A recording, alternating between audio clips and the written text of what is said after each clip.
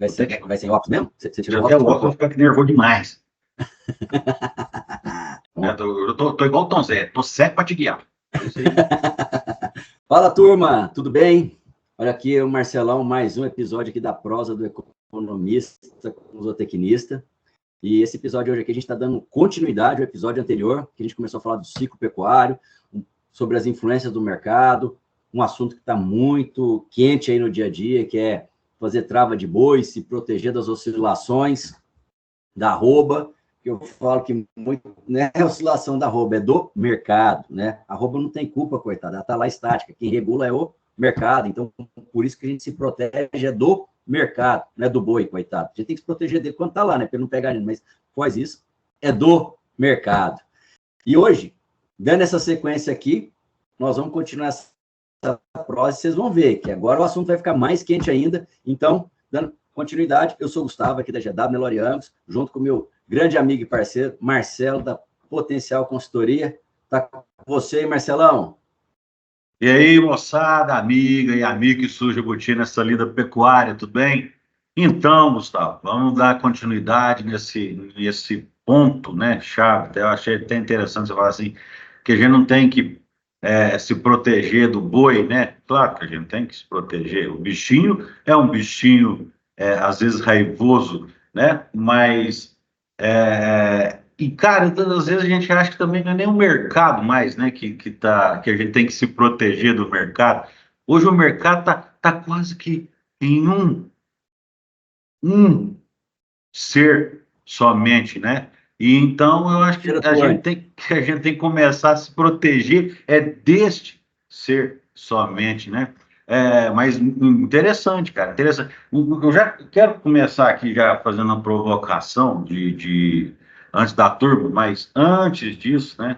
Vocês se inscrevam lá, carga o joinha ou não joinha, mas se não gostar, você não fala aquela salínica, né? Cachaçinha salínica. Repete o episódio novo, sem preconceito, né? E aí, joinha, compartilhe, né? Porque isso ajuda o canal a rodar. Mas a provocação, né, cara, é o seguinte: a gente falando de ciclo, né, pecuário, ciclo, para mim, é um negócio que você começa e tem fim, né? Você sai de uma ponta, chega na outra, né? Por isso que até eu não gosto muito desse negócio, essa visão 360. Pô, 360 é rodar igual peru, você fica no mesmo lugar. Então, assim, tem uns negócios que eu acho, mas é meu, né? Uma provocação, cara, que falando nesse ciclo pecuário, esse lance que a gente vê por aí, que hoje todo mundo está comentando a respeito dele, né? E tudo quanto começa a se falar, a gente está vendo isso nesse Brasilzão aí, né?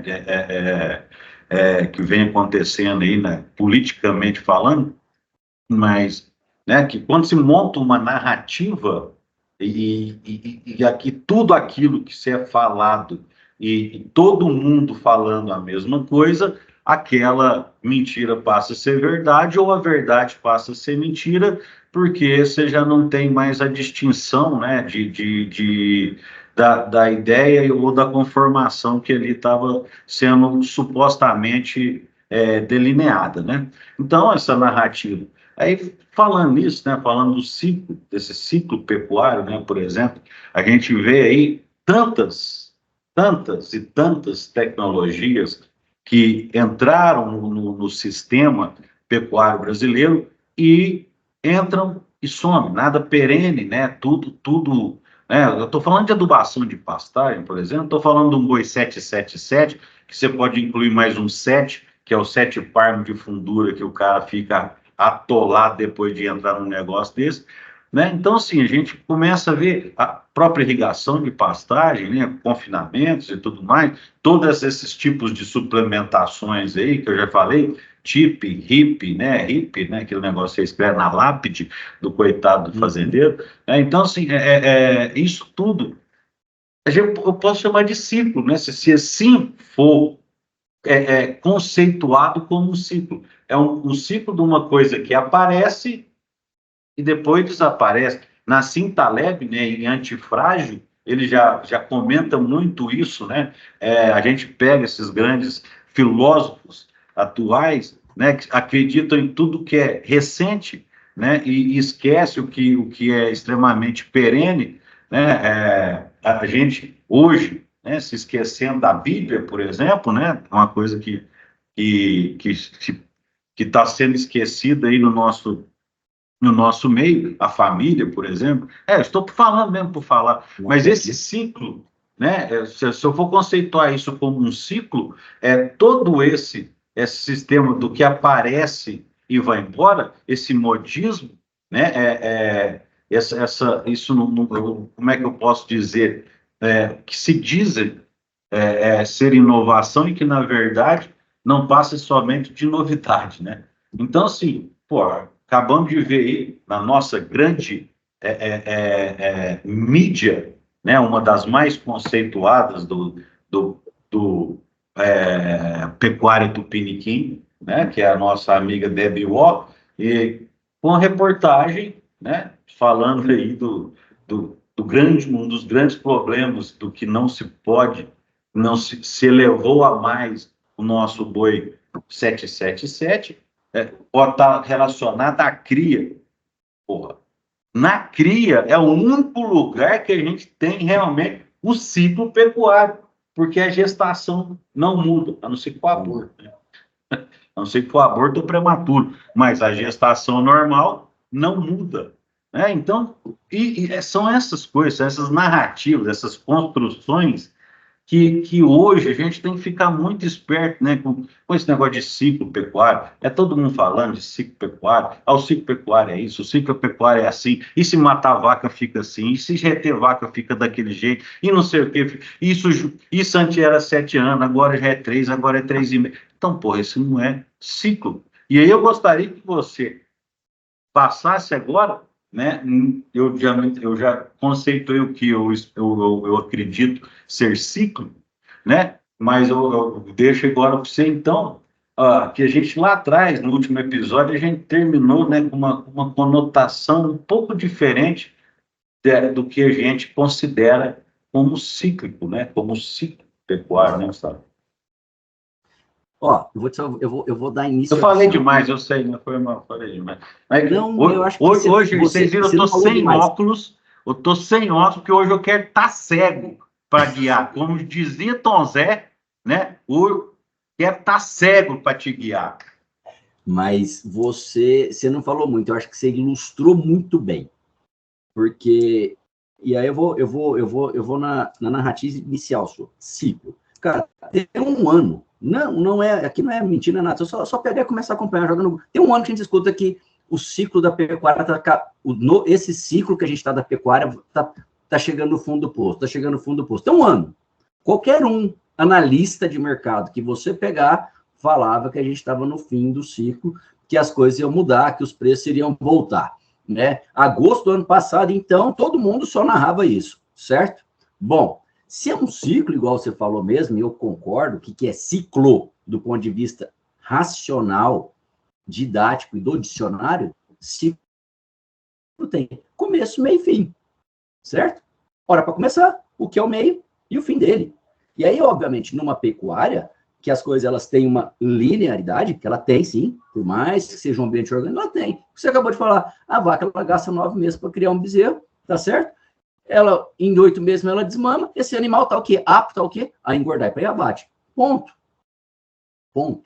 Então, por isso que é uma coisa que a gente vem discutindo bastante, principalmente nós aqui, esse é um novo, acho que é uma, como todo mundo fala, né, as novas tecnologias vão colocando, a gente também tem que colocar a nossa aqui também. Eu enxergo que hoje não é um ciclo pecuário, é um labirinto para o pecuarista.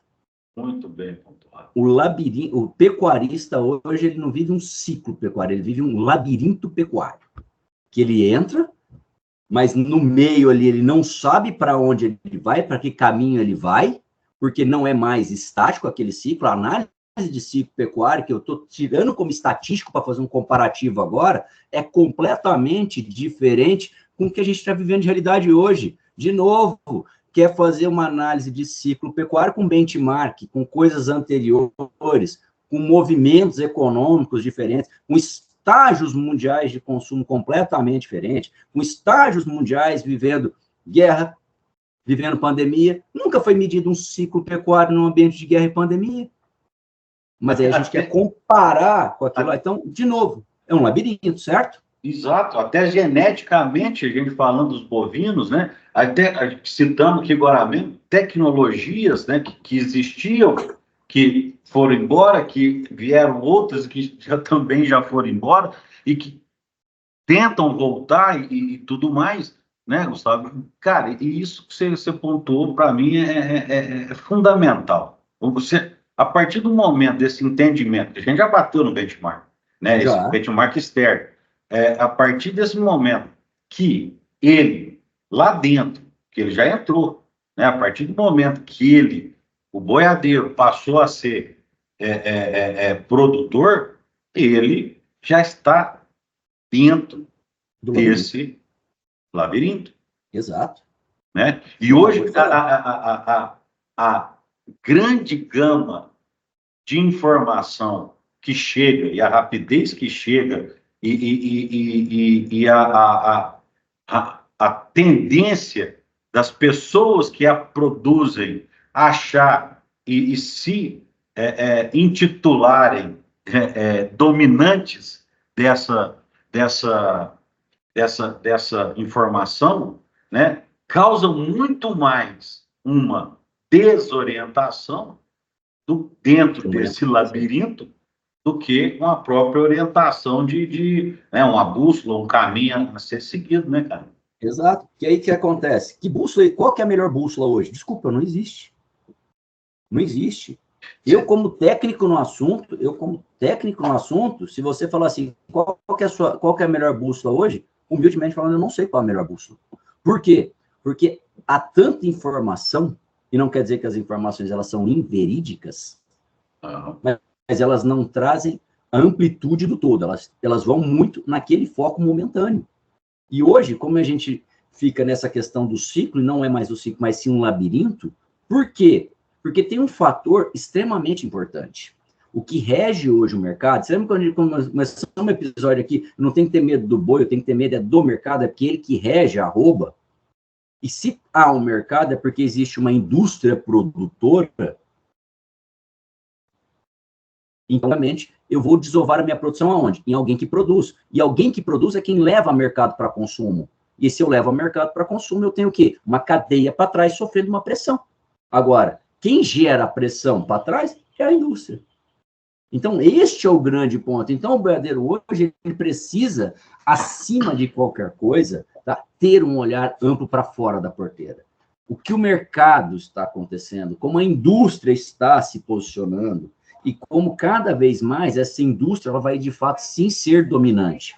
A cada momento, ela vai, sim, reger as coisas. Vou dar um exemplo, assim, na prática, tá? A gente está vivendo um movimento interessante no Brasil. Tá? Nós estamos tendo uma ampliação de um frigorífico no estado extremamente importante, pecuário. Vai ser o maior abate da América Latina, vão abater 4.400 animais, certo?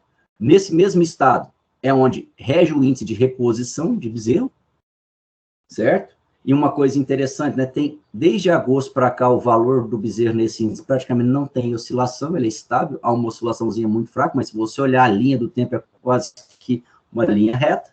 Aí eu te falo, se isso acontece, que nada, eu tenho nesse estado o maior abate... Só para pontuar, e que nada, né? A gente atende aí hoje 7 estados, né, da Confederação Tupiniquim, e que se você pegar, né, para compilar esse fornecedor de dados aí, né, nós não vamos citar, quem acompanha, quem estuda, sabe o que a gente está falando, né, que você pode ver que nada do que está delineado, apontado, mastigado e colocado lá, quase nada, quase nunca, na verdade, desculpa, quase nunca bate com a realidade do campo. Exato, exato, exato. Tanto é que é um índice que cria referência. Aí você imagina, se esse índice cria referência para os demais, em todos os demais estados, aí eu pego isso, eu tenho uma indústria onde ela vai concentrar a sua produção lá. Obviamente, ela vai demandar de toda a reprodução de reposição e produção daquele estado. Você concorda que quem vai regir o preço naquele estado é quem? A indústria. Mas ela vai capturar a informação do preço aonde? No produtor que fornece para a indústria. Então, você concorda que eu estou tendo uma influência da indústria no mercado? Não é mais ciclo? Olha o labirinto aqui. Olha o labirinto. Aí, esse índice, com esses números, eles são balizadores para os demais índices do Brasil. Aí, o cara que está lá em São Paulo, Minas Gerais, em Goiás, ele vai ter o balizador seguido por onde? Por este indicador. Olha a influência reversa. Aí, vamos lá. Está caindo porque é o ciclo? Ou porque a indústria está criando um ambiente de influência que possa influenciar também? Então, de novo, eu não estou sendo aqui cético de descartar que tenha um ciclo natural. Ciclo natural. Isso existe, natural. Claro. Perfeito. Não estou sendo cético em descartá-lo. Porque depois o povo ainda vira para... mas eles falam que não existe ciclo pecuário, né? Você sabe como funciona, né? Não, então, mas pode mudar.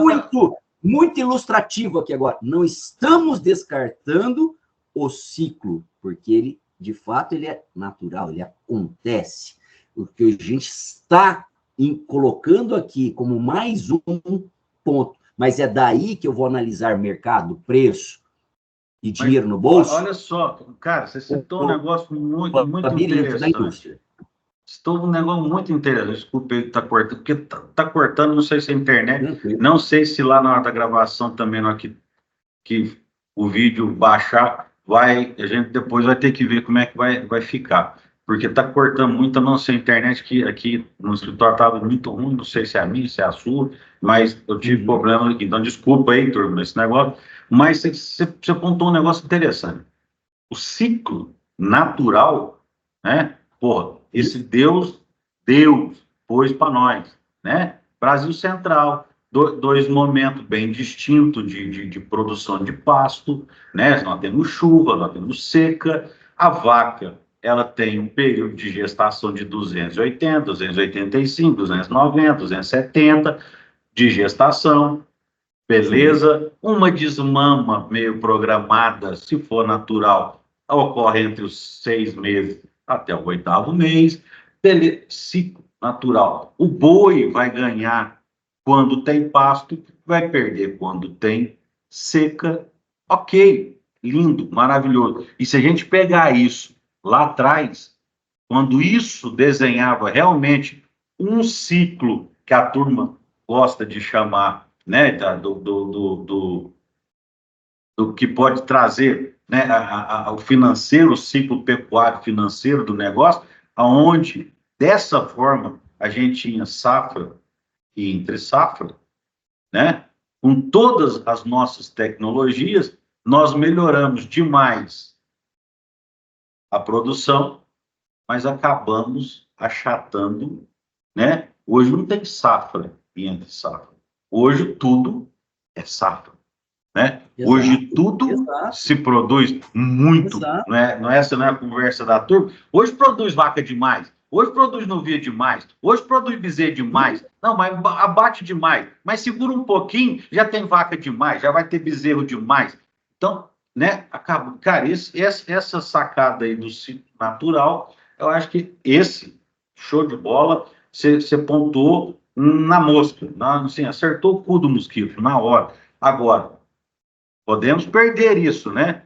Quando a vaca virar soja e o bife, o bezerro, virar um grãozinho de soja, né? A vaca vira um pé de soja, o bezerro vira um grãozinho de soja e o nosso bife vira esse trem de laboratório que vai vir. Aí sim, vamos ter realmente um novo ciclo pecuário, né? Desenhando aí pelas camadas obscuras desse nosso mundo galáctico aí, né? Acabou! Mas você pontuou super bem agora com relação, de fato, a essa questão. tanto do natural como essa reviravolta da indústria. Então, acho que esse é o grande ponto. Tá? A gente tem que fazer todas essas análises. Não adianta eu ser cético. Por isso, de novo, voltando ao episódio anterior, que a gente vai falar de proteção, a proteção não é porque a arroba sobe, é o mercado, é a indústria. Eu tenho que me preparar frente à indústria, frente ao consumo. Então, isso aqui, o Boiadeiro, acho que hoje a gente demonstra isso muito claro, e aqui é para você estar olhando para frente mesmo, da porteira para fora. Hoje, a gente tem que se preocupar muito da porteira para fora, porque se isso não acontecer, você vai sofrer. Valeu. Cara, e aí você falando esse negócio, tá? Mas vamos lá, eu vou te fazer uma pergunta que pode ser ridícula, né? Até contraditória do que a gente vem falando. Mas, pensando que realmente exista esse ciclo pecuário nessa nova narrativa, por quê? A gente se pegar aí os 5 grandes influenciadores hoje do oráculo Instaglante, né, da nossa rede social, rede social já é bonito, né? Quando eu penso em rede, tarrafa, esses negócios assim, arrasta tudo e, ó, abate, né? Mas tá bom. Então, o que acontece? Se a gente pensar que quem está promulgando toda essa narrativa está na mão de 5, 6, 7 influenciadores aí hoje da nossa pecuária, quando eu falo influenciadores que estão no Instagram aí, pensando que isso não se torne essa narrativa, mas que realmente exista esse ciclo. Cara, a pergunta é o seguinte: se, para você como economista, certo? Nesse mais, sei lá, de 20 anos que você mexe com esse negócio aí e estuda.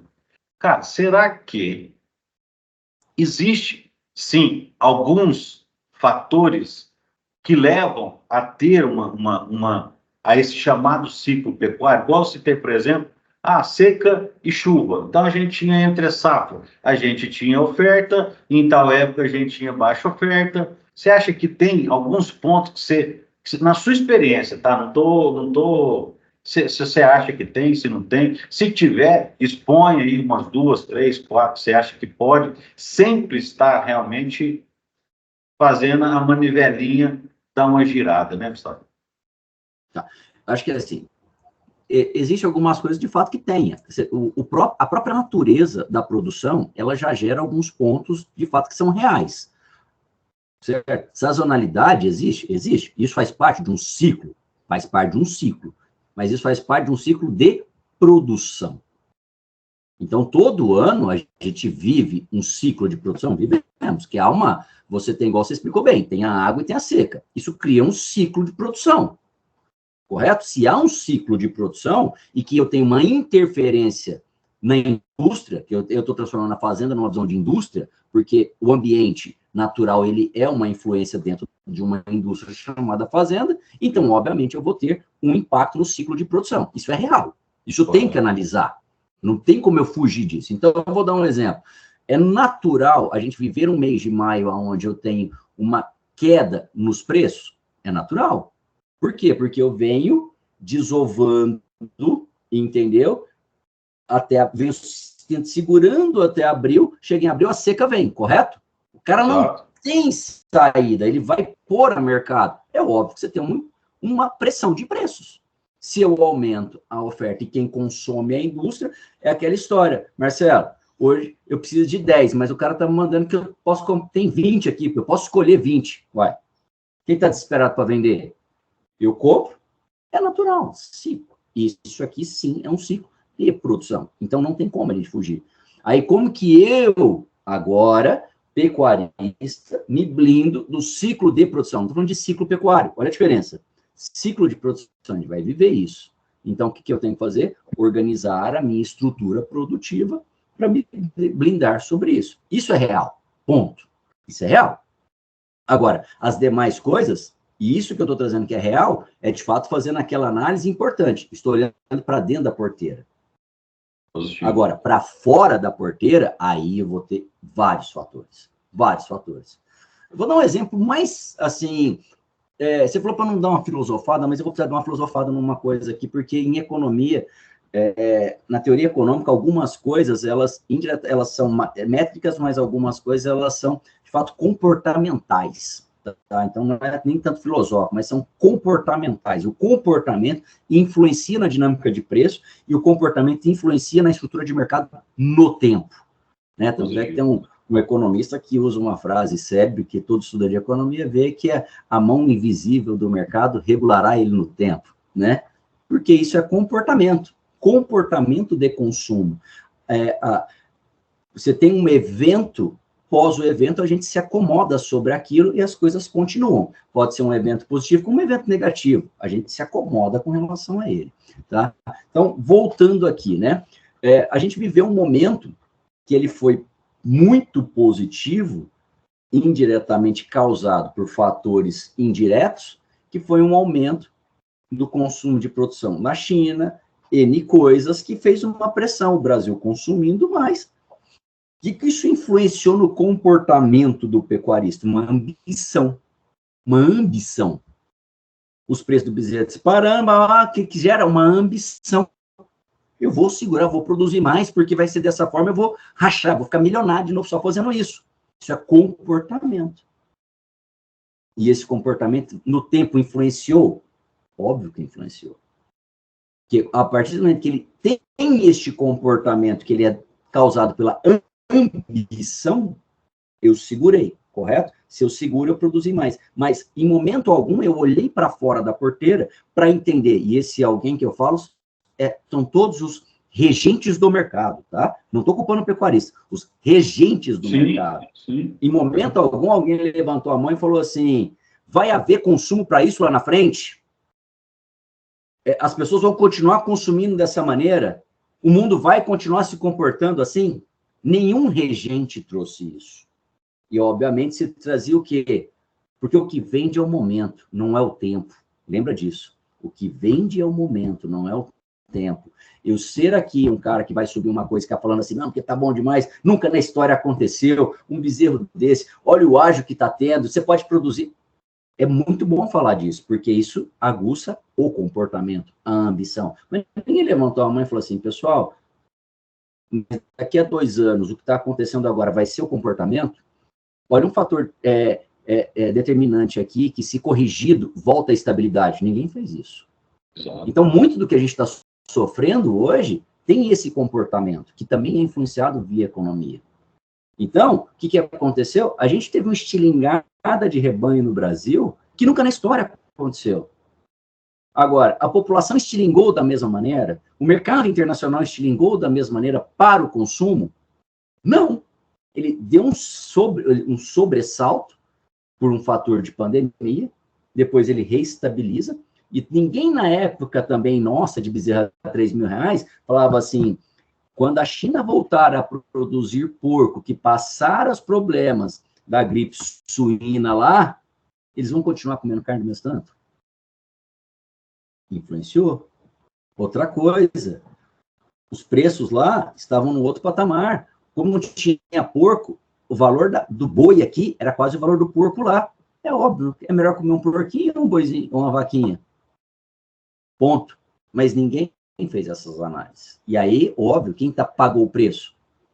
A produção. Mas não. Você pode ter certeza que a indústria sabia dessa curva. Isso, eu ia falar para você que eu ia discordar que ninguém sabia, mas a indústria sabia.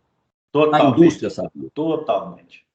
Exemplo, tá lá, é porque vai subir mais para frente. Essa semana, reportagem, valor econômico, certo? Um dos players do mercado teve um alto prejuízo no primeiro trimestre de 2024. Por aqui é só pesquisar, lá vocês vão achar, tá? Mas a última linha do CEO, apesar do prejuízo que tivemos no primeiro semestre, olhando para frente, o mercado é super favorável, dado a oferta e os preços que estamos vivendo neste momento. Ponto! Bingo! A indústria. Olha a indústria. Então, isso são coisas que a gente precisa estar fazendo essa análise. Essa é a visão econômica. Essa é a visão econômica. Isso é visão econômica. Quando a gente vai lá na fazenda, que a gente vai olhar custo, vai olhar isso, eu estou olhando a visão financeira, que ela é importante. Então, hoje, eu falo assim, o pecuarista hoje, ele não é qualquer profissional.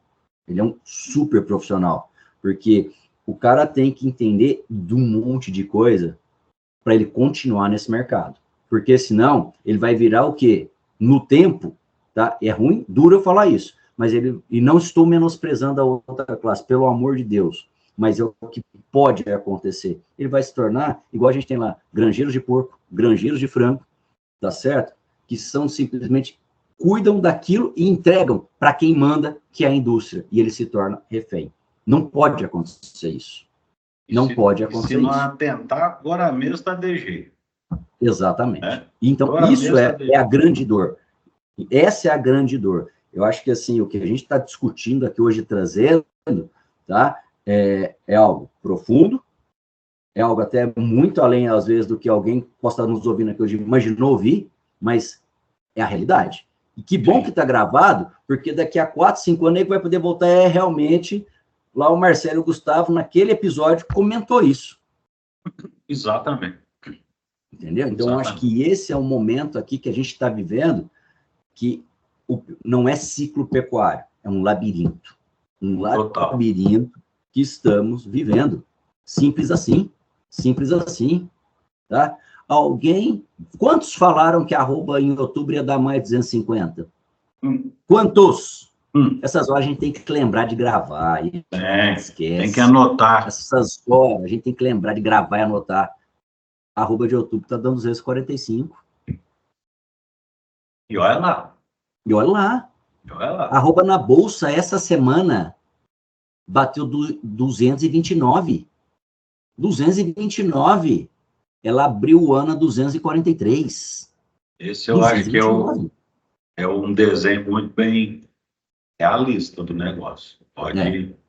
Entendeu? Pode ver que, teoricamente, né, eu não acompanho tanto assim, mas teoricamente a arroba de maio, B3, ela manda no restante do segundo semestre. Exato. Não é a de outubro.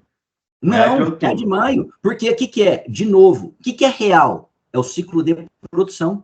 O ciclo de produção, ele termina aonde? Em maio. A desova produtiva, que quando acaba a água, é maio. Tanto do bezerro quanto do boi gordo, de pasto, exato. Da safra de pasto, da estação de monta de pasto. Exato. Eu estou mandando o boi para o frigorífico, estou tirando o bezerro do pasto para começar um processo de produção de engorda. É maio. Ponto final. Ponto final. Acabou. Morreu o marido, como diz o cabo BH. Isso é verdadeiro, tá? Ponto. Esse ciclo é real. Acabou. Esse existe. Esse existe. Então, quer dizer, se esse existe, ele é real, então eu, como boiadeiro, tenho que estar com isso muito claro na minha cabeça. Quais estratégias... Agora, os outros, eu tenho que ter uma análise mais forte. Quais são estratégias, né? E é onde a gente fala, para como você vai sair, né? Que se é bússola, se é lanterna, se é grito, subir, bicicleta, moto, burro. Como é que você vai sair desse labirinto?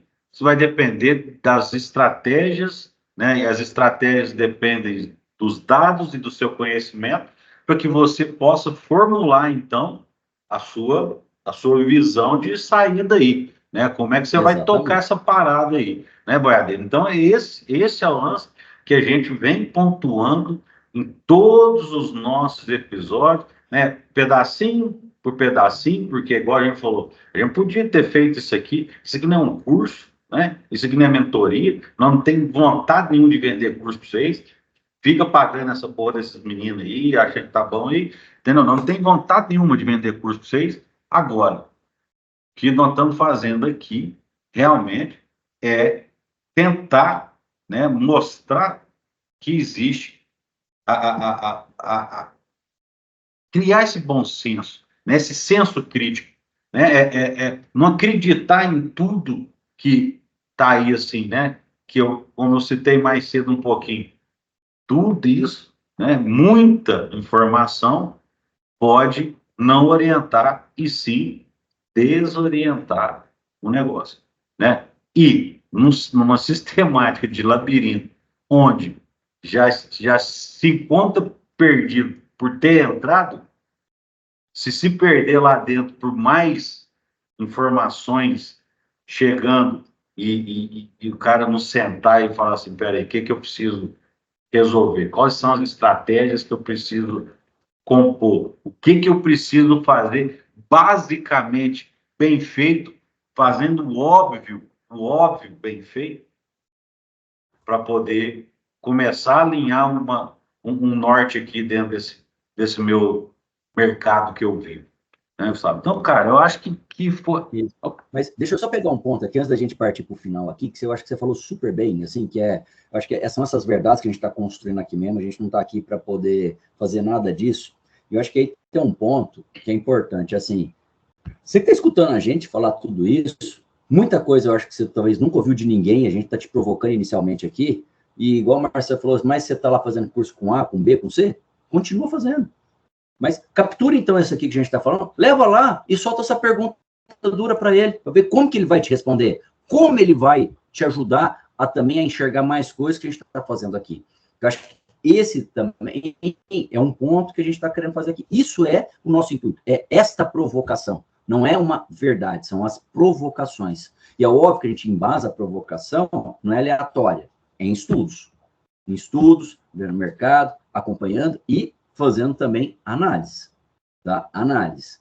Porque é óbvio que a gente discute muita coisa aqui, de conhecimento e vivência, sim, mas tem um aparato técnico muito forte em toda a formação que a gente tem aqui. Sim. Então, isso é importantíssimo. Então, acho que foi muito bom isso que você falou. Cara, pega, leva, pergunta, provoca. Cara, ouvir isso, discute.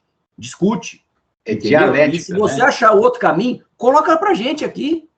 Coloca. Vamos discutir mais coisas. Esse é o nosso intuito. Sim, porque isso aqui nós estamos fazendo, nós estamos em busca da verdade, como vocês também estão ou deveriam estar, né? Então, esse é um grande ponto nosso. Aqui é dialética, isso aqui não é retórica, nós não estamos persuadindo ninguém aqui. Pelo contrário, queremos que a conversa, né, esse network, o que você manda aqui, outros vão ouvir, outros vão pensar também, né? Estou falando outros boiadeiros, né? Então, é para isso que serve o nosso, essa jornada nossa aqui do economista e do zootecnista, né? Cara, uma coisa para encerrar esse negócio, tava ouvindo um negócio hoje, e aí lá estava assim, que a ignorância, né, é um dos piores vícios da alma, né? É uma que realmente deforma, né, o caráter, a moral e tudo mais de uma alma que, por essência, tinha que ser virtuosa, né, ter as virtudes. E a ignorância seria, eles dizem, como um vício. E dentro disso, o que pior impacta a ignorância é a tolice, né? É Isso. achar que conhece mais do que realmente ele sabe, mais do que realmente ele conhece. Ele imagina que ele sabe e ele acha na grandeza de passar isso como uma verdade absoluta. E é justamente o contrário do que nós estamos passando aqui para vocês. A única coisa que eu espero, né, de tudo isso aqui que nós estamos falando, é que não nos tornemos tolos, certo? Exatamente. Tá? Cara, eu acho que a gente encerra. Você tem mais alguma coisinha para pontuar? Ou para com este assunto? Não. Acho que a gente foi aqui no... Acho que esse assunto a gente foi no ponto, acho que peço perdão a todos, a gente já estourou o tempo aqui hoje, mas acho que foi super relevante tudo que a gente falou aqui, entendeu? Acho que em começar a enxergar as coisas também com mais esse espectro. Eu não falando que é com este, é com mais este espectro. Porque isso te ajuda a você ser mais crítico no seu dia a dia. Como o Marcelo trouxe muito bem aqui, essa relação da tolerância, da ignorância e, obviamente, do aprendizado. É isso aí, Marcelão. Bora lá. O nosso intuito aqui é abrir a mente desse pecuarista para ajudar ele, se não sair desse labirinto, não ficar tocando de roda lá dentro. Não é isso? É isso aí. Cara, fechamos a boca do saco, então...